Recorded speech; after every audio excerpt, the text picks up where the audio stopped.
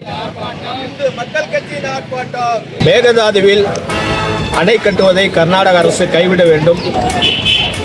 அதற்கு மத்திய அரசு எவ்வித அனுமதியும் அளிக்கக்கூடாது. மேகதாதுவிலே அணை கட்டுவதில் தீவிரம் காட்டுகிறது கர்நாடக அரசு. எப்பொழுதெல்லாம் காவிரி நதிநீர் பிரச்சனை வருகிறதோ அப்பொழுதெல்லாம் கர்நாடகத்திலே கன்னடர்கள், நம்மளுடைய தமிழர்கள் தாக்கப்படுகிறார்கள்.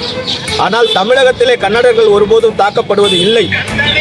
தொடர்ந்து அங்கே கன்னட அமைப்பினர் வாட்டாள் நாகராஜ் என்பவர் இங்கே தமிழர்களுக்கு எதிரான ஒரு போராட்டத்தை முன்னெடுத்து இது கன்னடர்கள் தமிழர்கள் பிரச்சனையாக உருவாக்க முயற்சிக்கிறார். அவரை தேசிய பாதுகாப்பு சட்டத்தில் கைது செய்ய வலியுறுத்தியும் இப்போ பார்த்தீங்கன்னா 3ஆம் தேதி அங்கே போய் பேச்சுவார்த்தை நடத்துகிற தமிழக முதல்வர் 3ஆம் தேதி கர்நாடக முதல்வர் அறிவிச்சிருந்தார்.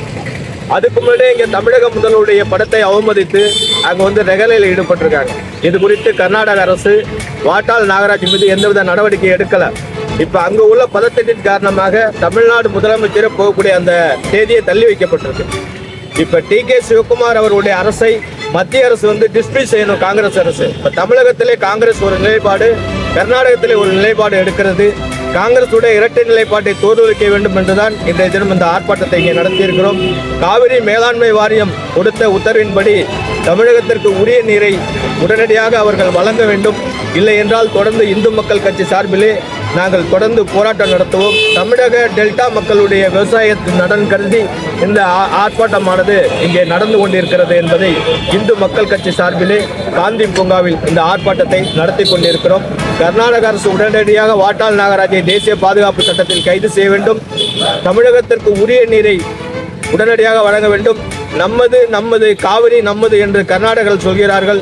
இல்லை, நம்மது காவிரி நம்மது என்பதுதான் தமிழுடைய உரிமை பண்பாடு. காவிரி நதியை கண்டுபிடித்தவனே கரிகால் சோழன். அப்படி இருக்கும்போது எங்கள் சோழ மன்னர்கள் தான் காவிரியை குடகுமலையில் போய் கண்டுபிடித்தார்கள், கல்லணையிலே தடுப்பணை கட்டினார்கள். வரலாறு எங்களுடையது.